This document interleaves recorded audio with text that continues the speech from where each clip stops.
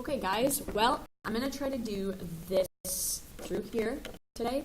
Let me know if you're having issues with the sound, but I think that this will be the best option. So let's review for this. First off, if you have not made a cheat sheet, you're going to want to go to my website and make sure that you copy this down, and I'll put it up there because it's important you have this information. Okay, so something that you'll need to be able to do on this test is this review. So the first question asks you to identify the parent family. This is a circle. You can either write circle or you can write x squared plus y squared equals r squared. The transformation for a circle is identifying your h and your k, and then taking the square root of this value, the r squared, and finding out the radius. So this one, since it's x minus 5, it moved right 5. It's y minus 3, so it's up 3, and the radius is 3. The next thing I always do is I would say, what does a locator point represent? And in this situation, it represents the center, which is at 5, 3. That also helps us identify where on our circle are we going to graph. So we're going to go over to 5 and up to 3. That's my h and k. Then I'm going to go right 3, up 3, left 3, and down 3. I've then created my circle. The next one, I see that it has the squared, so it's a quadratic. And so what I'm going to do is I am going to write this out, and I have it's y equals x squared, or you can write out quadratic. There are 4 things that have happened in this transformation. The negative means it's a flip. The 2, since that's bigger than 1, is a stretch.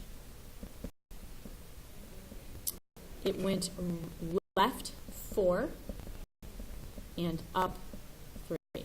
The locator point here represents the vertex, which is negative 4, 3. Now, you're going to have to graph this over here. I think that this is somewhat difficult to graph because I've got these strange dots here, but that's for the next page. So I'm going to go over 1, 2, 3, 4, and I'm going to go up 1, 2, 3. That's my vertex.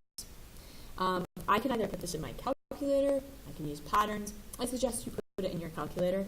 When I do that, I know that I can graph negative 3, 1, and then I also know I can graph negative 5, 1.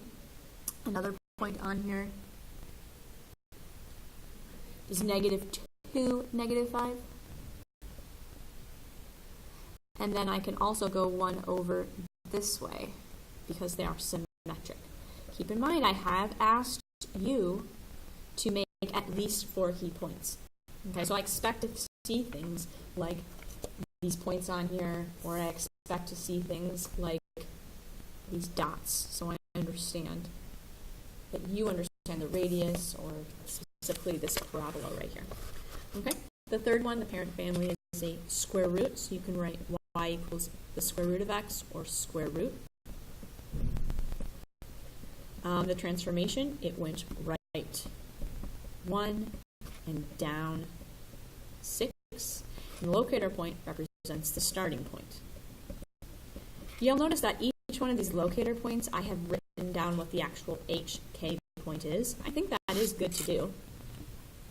So I went over negative 1, down 1, 2, 3, 4, 5, 6. And I would like you to do that. Again, I'm going to put it in my calculator and graph only equal numbers. There is a pattern here, and I'm actually doing that. Okay? But I think the best thing to do is just put it in your y equals. Okay? So these are what you get for the first page, just again so that you know for your review. Key things to make sure. I always see people mess up the flip and the stretch. A lot of people will say that's a compression right here, but it's a flip. The 2 is separate. It's like you're saying a negative in parentheses and then a 2. It's very important you remember that. I'm going to go on to the next page.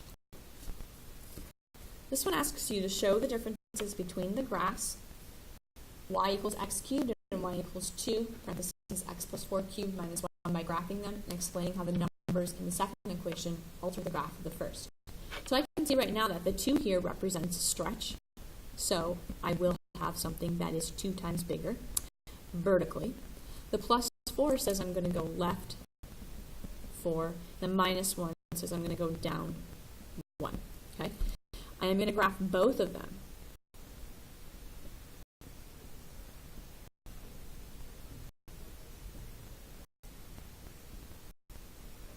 So this is my original.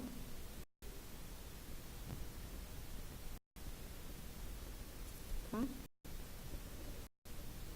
It's always good to either do it in a different color or write y equals x cubed. Okay. And then I'm going to actually use a separate color. And I'm going to go first off over here, negative 4. So 1, 2, 3, 4, and down 1. And then I put this in my calculator, and I saw that all I could fit on my graph was these 3 points. I didn't say anything about that. It looks like I can actually fit a fourth one. So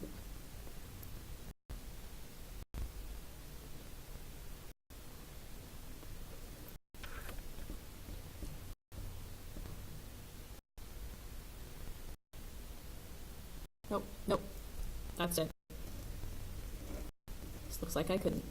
Only 3 for that one. That's fine. What I do need to make sure that you do, though, is that you actually label the graphs. Something for me to know that they are different. I should see 2. Okay? Be really detailed when you're explaining exactly what happened. Number 6 says, without using a calculator, sketch an accurate graph of the function below. It's just like an equation. I understand you're probably going to use a calculator, but I do need to see your work on how you found your x and your y intercepts. That's why it says without using a calculator. So first off, we know the parent for this is a quadratic.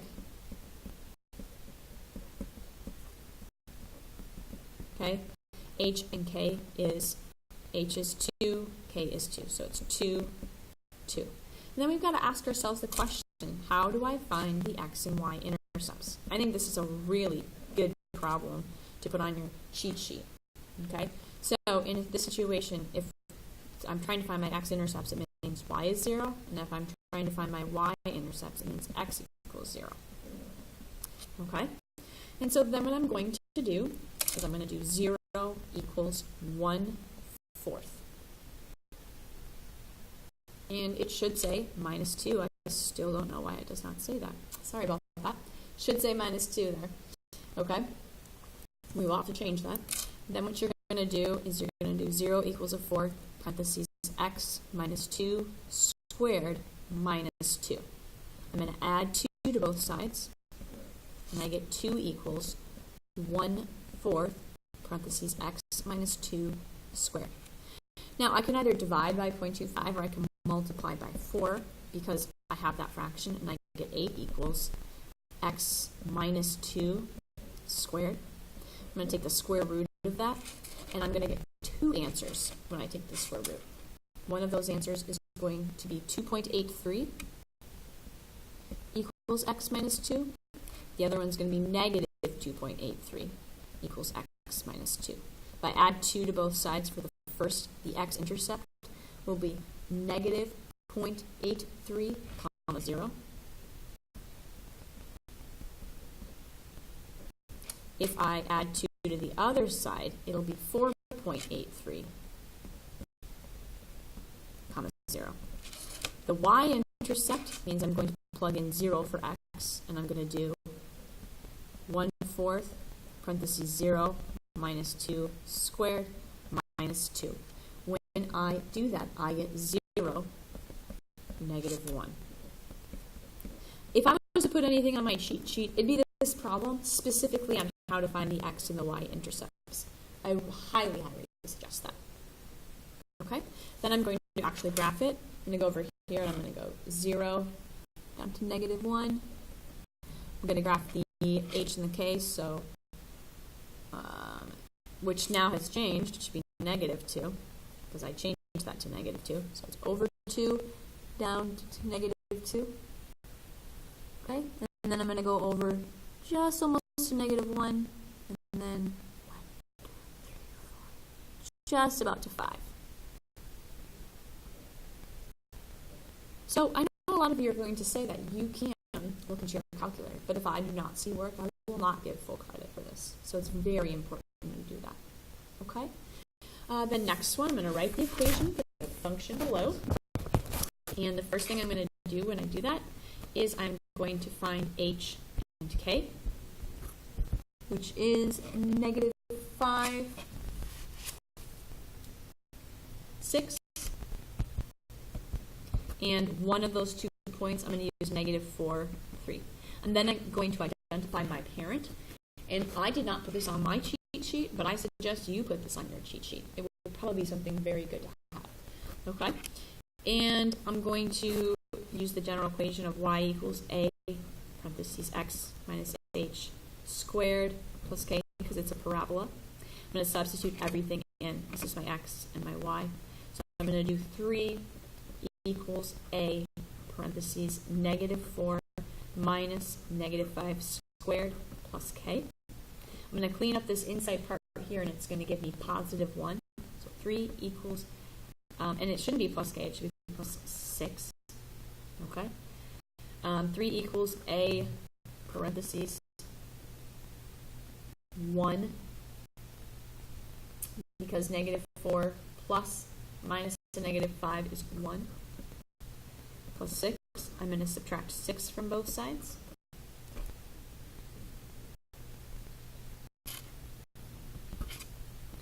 And I get negative 3 equals a. I'm going to write out my equation as y equals negative 3 parentheses x plus 5 squared plus 6. So also, if this was me, I'd probably put number 7 on my my cheat sheet. It just looks like a good problem to do. Okay, I'm going to give you that table, but I think the rest is up to you. You can find that out. In this one right here, I have a cubic. So it's going to y equals a parentheses x minus h cubed plus k. My h and my k is 3, 2. And my x and my y is 4, 1. Okay? What I'm going to then do is mark it in here, and I'm going to do 1 equals a parentheses 4 minus 3 cubed plus 2. I get 1 equals a parentheses 1 plus 2, subtract 2, and I have negative 1 equals a. So my equation is y equals negative 1 parentheses x minus 3 cubed plus 2. Keep very close track of how you are doing your equations and what is the parent, everything that you need for this. Okay. My next one that I am going to do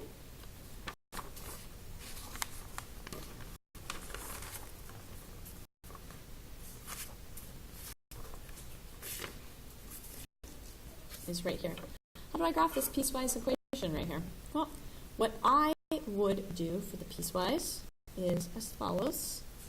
I'm just looking on my, there it is. Okay. I put this in my calculator, and if you don't forget, remember, I've got my y equals, I've got x plus 5, I'm going to do divided by, parentheses, x, second math, down to option 5, negative 3, close your parentheses. Then I'm going to do parentheses, negative 1 divided by 3. I always put my fractions in parentheses. Divided by parentheses, x, second math, is greater than or equal to negative 3. Okay? So it looks like I'm going by tens, so it's 1, 2, 3, 4, 5, 6, 7, 8, 9, 10. And I can go down to 1, 2, 3, 4, 5, and then I can go, oh, sorry, negative 6, sorry. So 1, 2, 3, 4, 5, 6. Okay? And then it says that's negative Nope, I was right. Sorry, guys. So it's negative 10 is negative 5. Negative 9 is negative 4. Negative 8 is negative 3.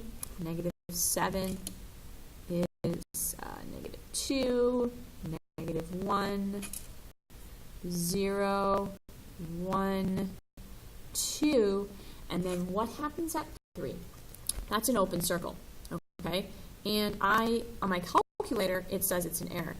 But I have to show that. And negative 3 plus 5 is 2.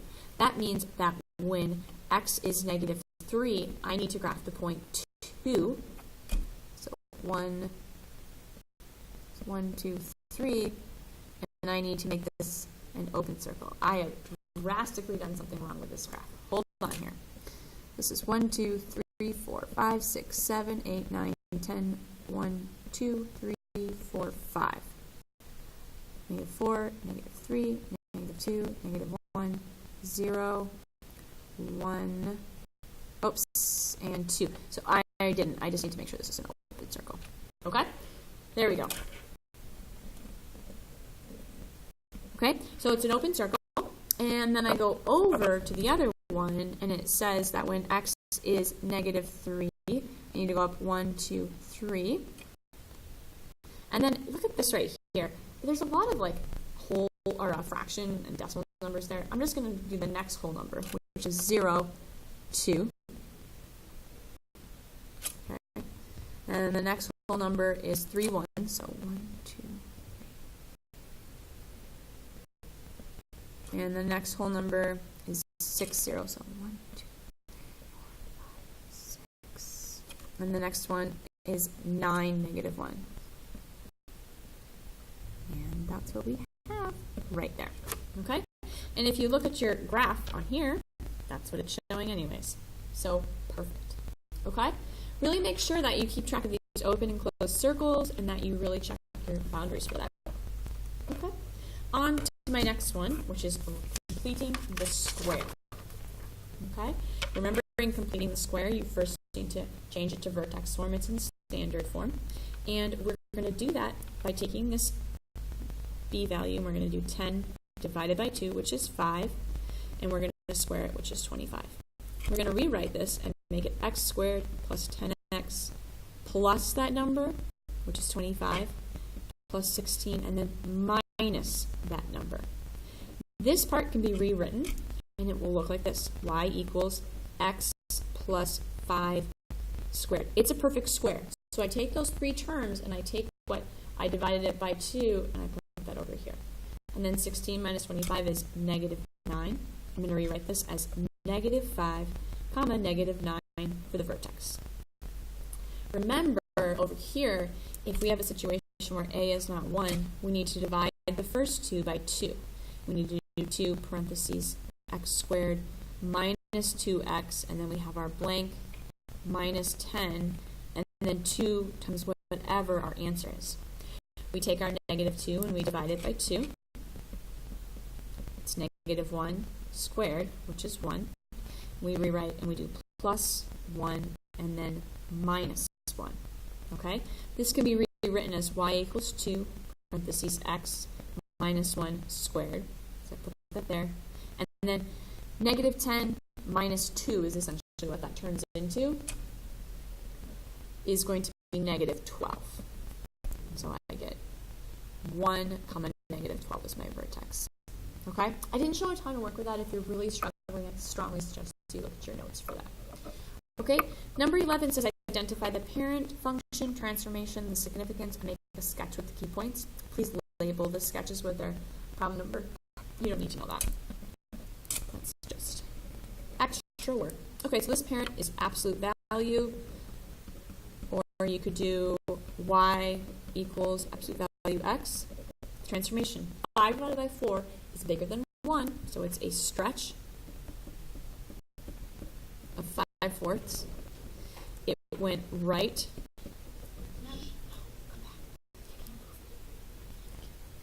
I went right 3 and down 1. Remember, h and k is the vertex here, and it's positive 3, negative 1. then going to stretch it, or sketch it. So I'm going to go over 3, down to -1.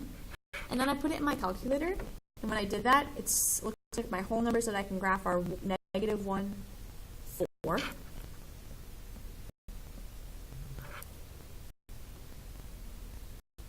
7, 4. Okay, and then I also can graph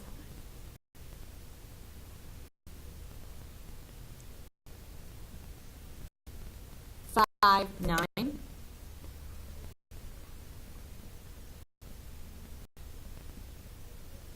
And that's key points. There we go. Okay, the last one I have to graph is a cube root. That's either written as y equals the cube root of x, or we could say cube root. The transformation, it went right 2, up 4. And the locator point represents the change of concavity.